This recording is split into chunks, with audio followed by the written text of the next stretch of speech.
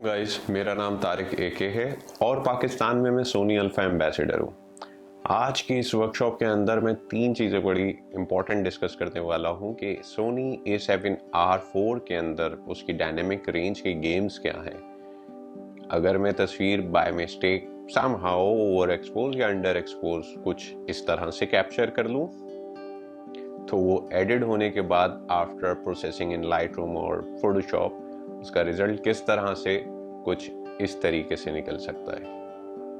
दूसरी चीज, इस वर्कशॉप के अंदर मैंने यूज किया है सोनी 70-200 G Master f2.8।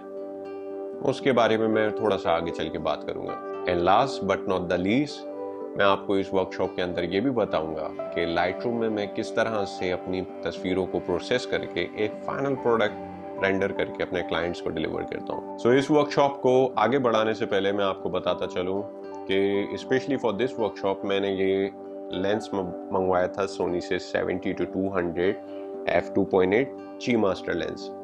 और जैसे मैंने अपनी प्रीवियस वर्कशॉप्स में बताया कि मेक श्योर करिएगा कि ये ग्रीन कलर का वारंटी कार्ड ज़रूर हो आपके प्रोडक्ट के ऊपर, सो दैट आप अपनी वारंटी को क्लेम कर सकते हैं, क्योंकि इनोवी टेक्नोलॉजी ऑफिशियल पार्टनर है सोनी अल्फा के। सो आप कोई भी परचेजिंग करते हैं, आपको ऑथराइज डीलर होने के बरक्स आपको एक अच्छी सर्विस प्रोवाइड करेंगे और वारंटी और सर्विस में कोई किसी किस्म की प्रॉब्लम नहीं होगी। सबसे पहले मैं बात करूंगा डायनेमिक रेंज के ऊपर कि ये कितनी इंपॉर्टेंट होती है एक डिफरेंट जॉनरास की अगर कोई फोटोग्राफी करता है। सच एज मैं क्योंकि ट्रैवलिंग करता रहता हूँ और लैंडस्केप और आर्किटेक्चर फोटोग्राफी में भी मेरा बड़ा इंटरेस्ट है, तो जब मैं अपने प्रीवियस किसी कैमरे से कुछ शूट करता था तो I have to take multiple exposure, like 3 bracketing होती थी, 5 ब्रैकेटिंग होती थी। इट डिपेंड्स ऑन एनवायरनमेंट के जो सीनरी मुझे नज़र आ रही है वहाँ पर उसमें कितने एलिमेंट्स मैं उस तस्वीर के अंदर उसको हाईलाइट कर सकता हूँ। जो हमारी ह्यूमन आई होती है उसके अंदर ऑलमोस्ट 20 स्टॉप के करीब हमारी डायनेमिक रेंज होती है। जो हम एक्चुअली जो देख रहे होते हैं तो हमें आसमान भी ब्लू नजर आ रहा होता है और सब्जेक्ट जो होता है वो मिट्टून आपकी जो कहलाती है वो भी प्रॉपर्ली एक्सपोज हो रहा होता है, और शेडोज एंड हाईलाइट, मतलब हम जो देख रहे होते हैं वो एक final product on the spot देख रहे होते हैं। लेकिन कैमरे के अंदर थोड़ी सी चीजें ये डिफरेंट होती हैं। आपको उसको ऑब्वियसली गाइड करना होता है कि मुझे ये वाली चीजें इस सेटिंग के ऊपर इस तरह से चाहिए। सो सपोज मैं अगर कैमरे के पॉइंट ऑफ व्यू से शूट करूं तो मैं अगर अपने सब्जेक्ट जो मेरी मिड टोन है उसको मैं अगर प्रॉपर एक्सपोज करता हूं तो मेरा जो बैकग्राउंड होता है वो ओवर एक्सपोज हो जाएगा। उसकी वजह यह है क्योंकि जब मैं अपने वो एक वैल्यू को, हमारा जो कैमरा होता है वो एक वैल्यू को डिफाइन कर रहा होता है कि या तो अगर मैं बैकग्राउंड को प्रॉपर एक्सपोज करता हूँ कि वो मुझे उसकी जो डिटेल है वो खूबसूरती नजर आए, तो ऑब्वियसली मेरा सब्जेक्ट जो होगा वो अंडर एक्सपोज हो जाएगा। फोटोग्राफी की टर्मिनोलॉजी में या फोटोग्राफी के अंदर जब हम लोग शूट करते हैं तो उसमें क्या करते थे कि हमने अपना बैकग्राउंड को लिट किया और फिर उसके बाद सॉफ्ट बॉक्स या कोई भी ऑक्टा वगैरह प्लेस करके सब्जेक्ट के ऊपर हम जब उसको फायर करते थे तो हमारा बैकग्राउंड जो हाइलाइट्स वाला जो एरिया है वो, क्योंकि हमने कैमरे को सेटिंग के थ्रू एक्सप्लेन किया हुआ है कि ये इसका एक्सपोजर इतनी रेंज में होना चाहिए, तो जब हमारा सब्जेक्ट अंडर एक्सपोज हो जाता है तो उसके लिए हम light, source of light use करते हैं उसको लिट करने के लिए।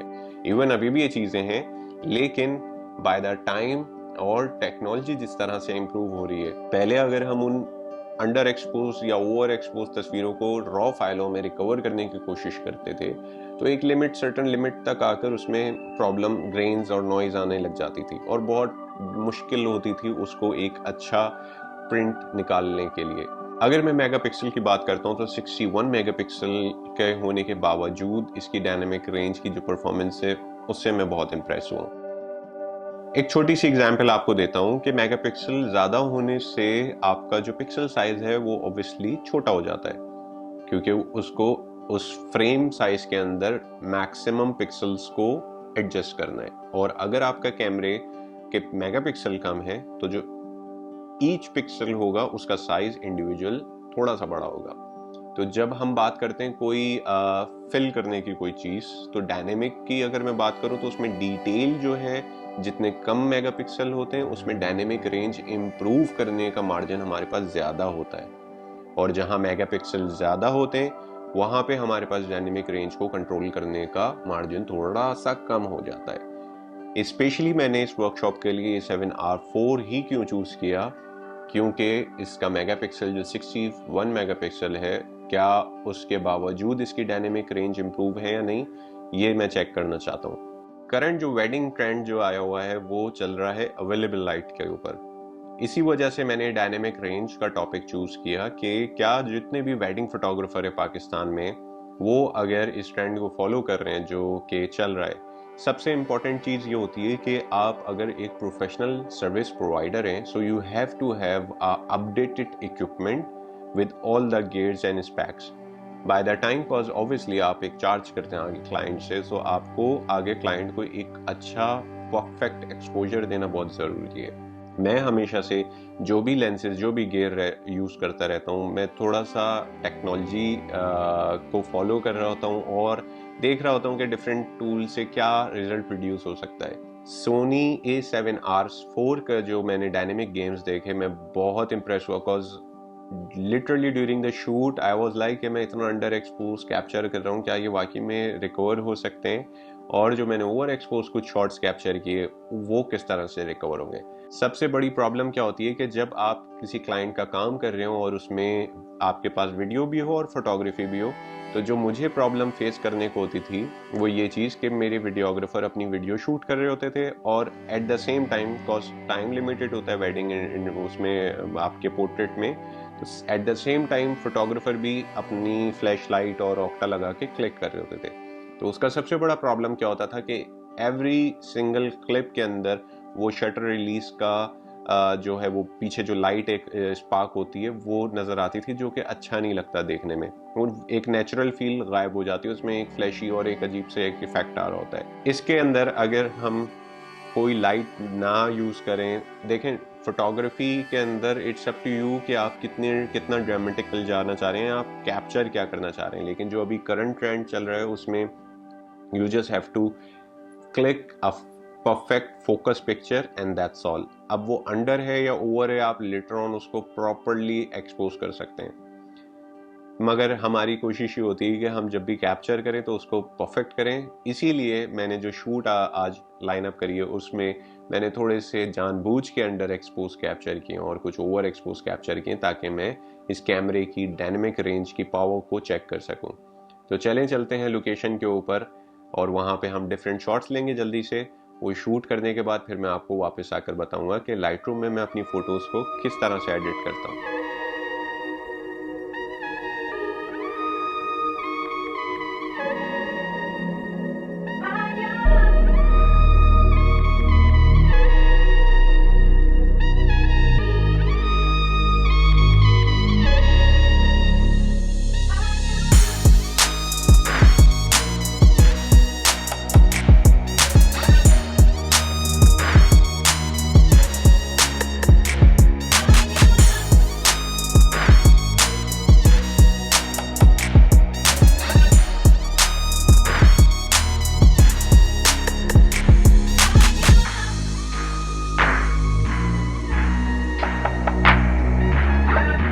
सो गाइस, आज इस खूबसूरत सनलाइट के अंदर मेरे साथ है सोनी A7R4 और अलॉन्ग विद 70-200 f2.8, और इस शूट के लिए मेरे साथ आज है फाकिया, जिनके साथ हम शूट करेंगे। सो इस शूट को आगे करते हैं, जल्दी से मैं शॉट्स लेता हूँ और फिर आपके साथ उसके रिजल्ट्स दिखाता हूँ। अभी मुझे मेरी नेकेड आई से जो स्मान नज़र आ रहा है वो ब्लू कलर का है, लेकिन मेरी तस्वीर जो मैं कैप्चर कर रहा हूँ, क्योंकि मुझे अपने सब्जेक्ट को प्रॉपर परफेक्ट एक्सपोज रखना है, तो वो पीछे की जो फोकास्ट है वो आपकी ओवर एक्सपोज होती है। सो अब हम शॉट लेते हैं सनलाइट में खड़ा करके इनको, जिसमें मैं सब्जेक्ट को थोड़ा सा अंडर रखूँगा। सो ऑटोमेटिकली जो मेरा बैकग्राउंड है वो उसका कलर एग्जैक्ट निकल कर आ जाएगा, और फिर बाद में पोस्ट प्रोसेस के ऊपर आप थोड़ा सा ट्विट करके चीज़ को प्रॉपरली निकाल सकते हैं जो आप एक्चुअली देख रहे होते हैं। ओके,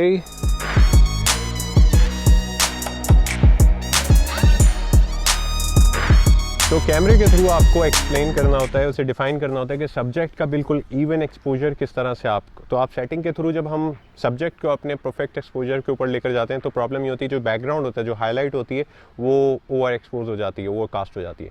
तो हाईलाइट जब मैं अंडर एक्सपोज करूंगा तो ऑब्वियसली मेरा सब्जेक्ट जो भी अंडर एक्सपोज होगा, तो हम इस तरह सोर्स ऑफ लाइट यूज़ करके एक इवन बैलेंस शॉट जनरेट कर सकते हैं। But I am talking about one single shot without any flash lights. Okay, फाकिया लेंस पे देखोगी ज़रा, यहाँ मेरे हाथ की तरफ। Very nice.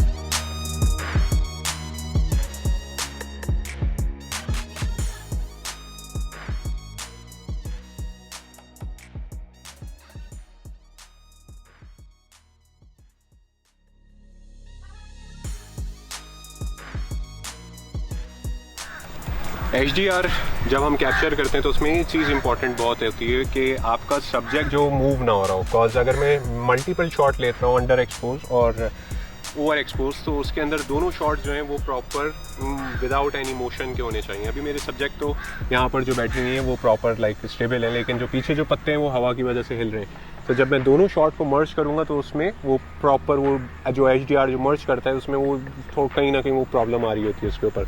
तो कोशिश करें जब भी आप HDR लें तो या तो प्रॉपर आप कैमरे को ट्राइपॉड के ऊपर माउंट करके लें, और या फिर आप उसको किसी इस तरह से की जगह के ऊपर लें जहाँ पर पीछे लीव ज़्यादा ना हो और मूवमेंट ना हो, या कोई गाड़ी या कोई बाइक या कोई भी ऐसी मूवमेंट वाली चीज़ ना जा रही हो, तो आपका वो जो शॉट एडिट होकर आएगा तो वो बहुत प्रॉपर एक्सपोज होगा।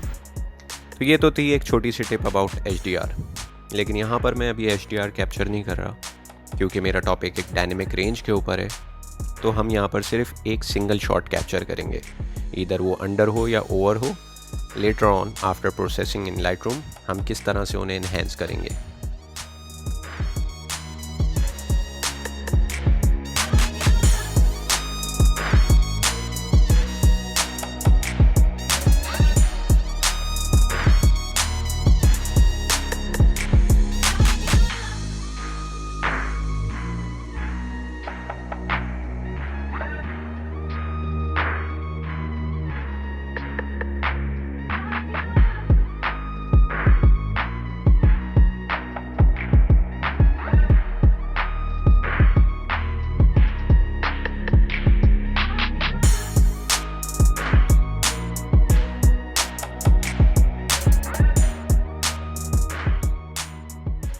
बात करते हैं, मैं जब लैंडस्केप फोटोग्राफी करता हूँ तो उस टाइम मुझको ये एनडी फिल्टर की ज़रूरत पड़ती है, क्योंकि मैं जब एक एक्सपोजर को परफेक्ट देख करने की कोशिश कर रहा होता हूँ तो नेकेड आई से जो चीज़ नज़र आ रही होती है इसमें मेरी डायनेमिक रेंज और ओवरऑल बिल्कुल परफेक्ट नज़र आ रहा होता है। लेकिन जब मैं एक्सपोज करता हूँ कि फॉर एग्जांपल कोई माउंटेन्स हैं और बैकग्राउंड के ऊपर स्काई आ रहा है, तो उसको बैलेंस करने के लिए मुझे एनडी फिल्टर की ज़रूरत पड़ती है।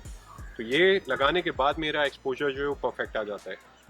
इसी तरह से मैं अगर बात करता हूँ HDR की, समहाउ अगर मेरे पास on the spot ND filter available नहीं है, सो ऑन दैट केस मैं जो है पहले अंडर एक्सपोज करूँगा और फिर थोड़ी सी स्लाइड ओवर एक्सपोज करूँगा। उससे बेनिफिट मुझे ये मिलेगा कि जब दोनों तस्वीरों को मैं कंबाइन करूँगा तो मेरे पास डिटेल आ जाएगी एक परफेक्ट बैलेंस फ़ोटो की। सो ये तो बात हो गई हमारी लैंडस्केप की। बट जब हम कभी कोई पोर्ट्रेट कर रहे हो, कोई सेलिब्रिटी शूट कर रहे हैं, कोई भी जिसमें डे लाइट और लो लाइट दोनों चीज़ें इस तरह से बैलेंस करनी हो, सो उस टाइम ये डायनेमिक रेंज कैमरे के अगर आपके है और वो इतना पावरफुल आपका कैमरा है तो उसके गेम्स ही अलग होते हैं। तो मैं इस शूट के ऊपर जैसे A7R4 यूज़ कर रहा था, इसे मैंने काफ़ी सारी डिफरेंट शॉट्स लिए हैं। उसके बाद जो भी इसका एक्सपोजर आता है और जो सेटिंग्स आती है, अब मैं आपको यहाँ पर तो मैंने आउटडोर लाइट भी चली गई ऑलमोस्ट। सो अब मैं जाकर पोस्ट प्रोसेसिंग करूँगा जो कि लाइट रूम के ऊपर होगी, और किस तरह से मैं अपनी फ़ोटोज़ को एडिट करता हूँ, डिफरेंट फ़ोटोज़ को जो है वो मर्ज करता हूँ, वो मैं आपके साथ शेयर करता हूँ। सो लेट्स गो इनसाइड और फिर लाइट रूम में जाकर हम एडिट मुकम्मल करके आपके साथ फाइनल रिजल्ट शेयर करते हैं। सो गाइस, इस शॉट में मैं आपको बताऊंगा कि जैसे ये मैंने इसमें आपको आसमान तो कहीं नज़र ही नहीं आ रहा है, एक वाइट प्लेन सरफेस नज़र आ रही है जो बैकग्राउंड के ऊपर है, और सब्जेक्ट मेरा प्रॉपर एक्सपोज हुआ है। But at the same time मैं इसको इसकी डिटेल किस तरह से, जो हमारी हाइलाइट्स हैं सारी रिकवर किस तरह से होंगी, आपने इसको ड्रॉप डाउन किया, रिकवर करे हाइलाइट्स और एक्सपोजर थोड़ा सा अंदर की तरफ लेकर गए, तो ये देखें जितना जितना मैं पीछे आ रहा हूँ ये मेरा जो हाइलाइट्स हैं वो रिकवर हो रहे हैं, लेकिन एट द सेम टाइम मेरा जो ये सब्जेक्ट है ये पूरा अंडर एक्सपोज हो चुका है। तो अब हम इसको बैलेंस किस तरह से करते हैं लाइट रूम में, डिफरेंट थोड़ी सी सेटिंग वो आपके अपना फ्लेवर टेस्ट भी है कि आपको किस तरह से ओवर एक्सपोज तस्वीर अच्छी लगती हैं या थोड़ी सी under expose, but different setting के थ्रू आप किस तरह से इसको एक परफेक्ट एक्सपोजर कर सकते हैं। सो सबसे पहले मैंने इसकी हाईलाइट्स को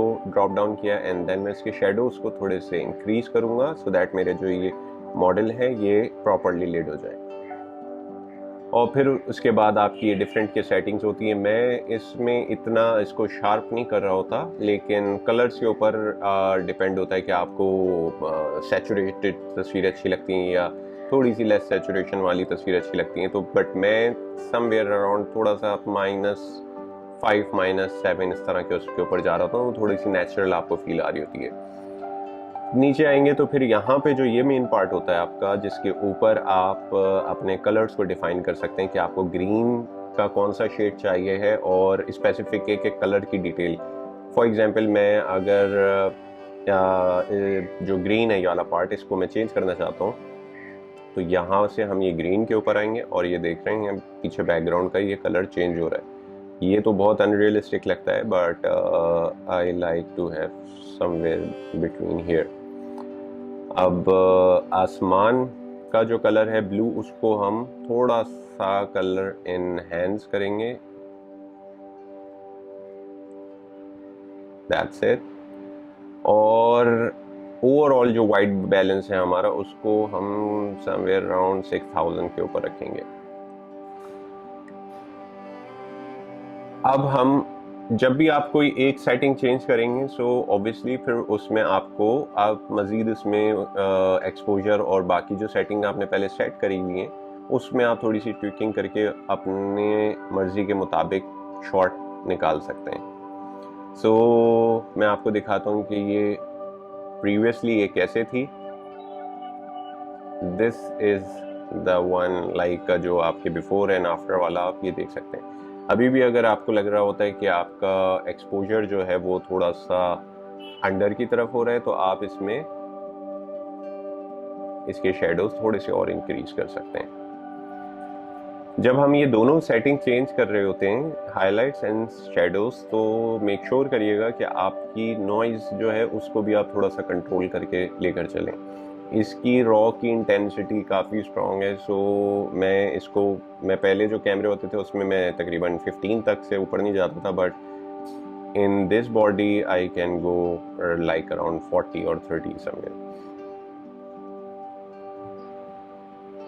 रिमूव एब्रिविएशन, इसका रीज़न ये होता है कि जो वो ब्लू कलर की एक ये जो एजेस के ऊपर जो पिंकिश एक लेयर चढ़ जाती है वो रिमूव हो जाती है इससे।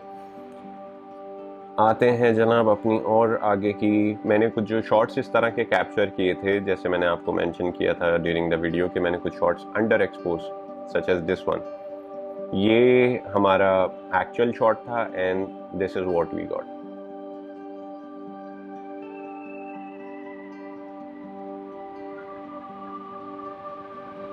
सेम एज आप just you can go around और उसमें आपको आप डिफरेंट है। अब ये वाली देख रहे हो, जैसे इसके अंदर जो बिफोर एंड आफ्टर, इसमें मैंने यहाँ पर ये हाईलाइट थोड़ी सी पीछे रिकवर करी है, शेडोज बहुत माइनर से इंक्रीज किए थे। And again it's up to you कि आप कितना अपने इमेज को एनहेंस करना चाहते हो।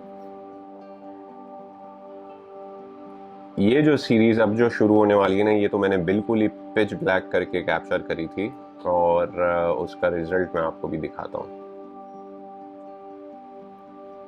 दिस फिर यहाँ पर मेरे कुछ अपने प्रीसेट्स बने हुए हैं जो मैं एज पर द रिक्वायरमेंट उसको ऑटोमेटिकली यहाँ इसके थ्रू क्रिएट कर लेता हूँ, तो मुझे उसमें इतना टाइम नहीं ड्रैग होता।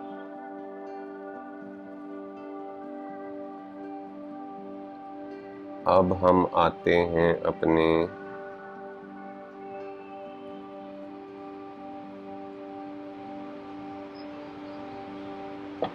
ये वो शॉट्स हैं जो बिल्कुल ही ब्लैकआउट हुए थे और लेट मी शो यू कि इसको हमने रिकवर कितना हद तक किया। ये इस तरीके का शॉट था और after the edit shadows and highlight recover करने के बाद ये कुछ इस तरह से हो गया। अब ये वाली तस्वीर है, इसको हम बिल्कुल एग्जैक्ट इसकी सेटिंग के ऊपर आएंगे। मैंने इसको रीसेट किया।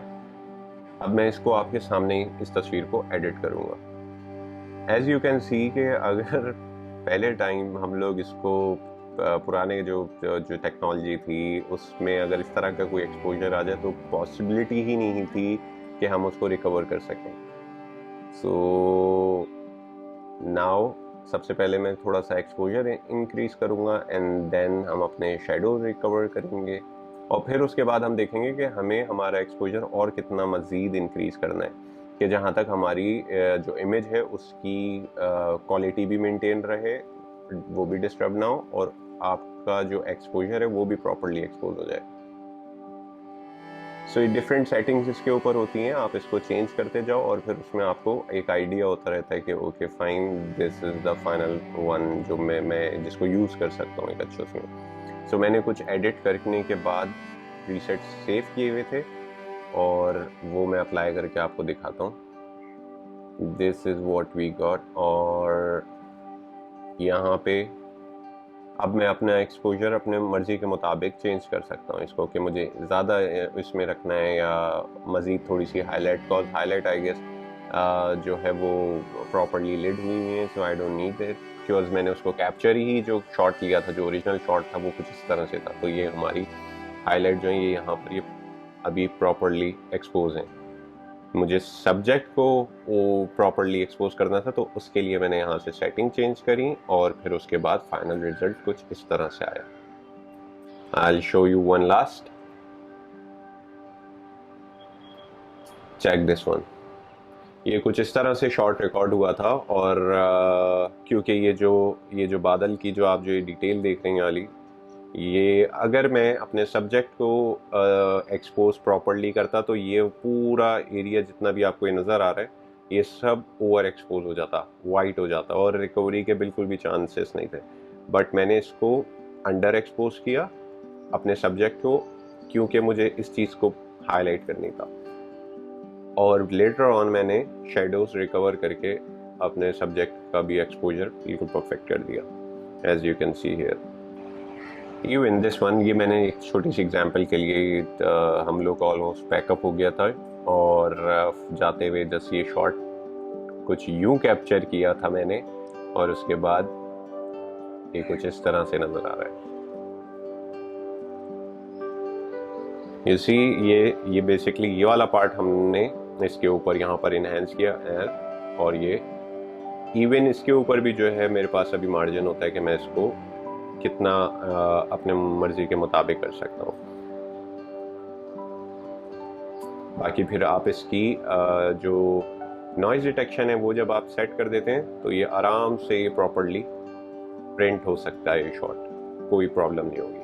सो गाइज आई होप इस वर्कशॉप के थ्रू आपको एक आइडिया हुआ होगा कि A7R4 की डायनेमिक रेंज कितनी स्ट्रॉन्ग है। आप उससे एक तो उसमें 61 मेगापिक्सल का जो उसका बेनिफिट है, एक तो वो अपनी जगह, अलॉन्ग विद दैट जो टेक्नोलॉजी जो इसके अंदर यूज़ हुई है वो इम्प्रेसिव है कि मैंने इस शूट के बाद मैं बहुत सरप्राइज हुआ कि इतना ज़्यादा रिकवर मैं कर सकता हूँ अपने शॉट्स को। So I am impress with the final product और आई होप अब आप अगर कोई इस अपनी वेडिंग करियर में या लैंडस्केप के उसमें कोई नया इक्विपमेंट देख रहे हैं so this should be your choice. May be अगर आप लैंडस्केपर हैं और आप नया कैमरा देखने जा रहे हैं तो ये कंटेंट आपको काफ़ी हेल्प देगा कि आप अपना फाइनल डिसीजन ले सकें। बिकॉज ऑब्वियसली मैं मैक्सिमम मेगापिक्सल तो हेल्प करते हैं आपको लैंडस्केप फ़ोटोज़ में और डायनेमिक रेंज वहाँ पर काम आती है कि जब आपके पास टाइम बहुत कम हो, सेकंड्स में हो और आपको बस शॉट लेना और आपको आगे जाना। अदरवाइज मैं आज भी जो है मे बी अगर ट्रैवलिंग अभी मेरे अपकमिंग डेज में होती है तो मैं उसमें ब्रैकेटिंग करूँगा, कॉज वो फाइनल एक परफेक्ट शॉट के लिए जो है ना ब्रैकेटिंग करना, क्योंकि स्पेसिफिक कुछ चीज़ें ऐसी होती हैं जैसे कोई एक छोटा सा कोई बल्ब जल रहा है तो उसकी अगर मुझे डिटेल चाहिए so I have to have this कि मैं उसको प्रॉपरली कैप्चर कर सकूं और फिर उसके बाद मैं उसको मर्ज कर दूं। लेकिन अगर मैं बात करता हूँ वेडिंग फोटोग्राफी की, तो उसमें तो ये ब्लेसिंग है जो टेक्नोलॉजी आज हम यूज़ कर रहे हैं। काफ़ी सारी वेडिंग्स के अंदर ऐसी मूवमेंट आती हैं, जैसे कि रुखसती होती है तो उसमें बहुत पैनिक सिचुएशन होती है और बड़ा इमोशनल मूवमेंट होता है। जब तक बाहर निकलते हैं तो और गाड़ी में बैठते हैं तो लाइट प्रॉपर नहीं होती है, तो उस टाइम पे इस इतनी इमोशनल मूवमेंट्स में किसी को से जगह का बोलना या स्पेस लेना या लाइट सेट करना वो पॉसिबल नहीं होता, तो आपको सिर्फ उसी मूवमेंट के अंदर रहते हुए शॉट्स जनरेट करने होते हैं। Now I have this A7R4, so I am sure कि कोई भी रुखसती का शॉट जो है वो अंडर एक्सपोज या ओवर एक्सपोज बिल्कुल भी नहीं हो। इवन अगर गलती से भी हो गया तो वो रिकवर बहुत आसानी से हो सकता है इन अ लाइट रूम। आपको इस वर्कशॉप से रिलेटेड कोई भी क्वेश्चन हो तो आप मुझे मेरे इंस्टाग्राम के ऊपर मैसेज करके पूछ सकते हैं, और अल्फा यूनिवर्स डैश मिया के ऊपर जाके खुद को ज़रूर रजिस्टर करें ताकि आपको अपकमिंग सारी वर्कशॉप्स के बारे में अपडेट मिलती रहे। अपना बहुत ख्याल रखिएगा। आप लोगों से मुलाकात होती है अगले वर्कशॉप में। सी या।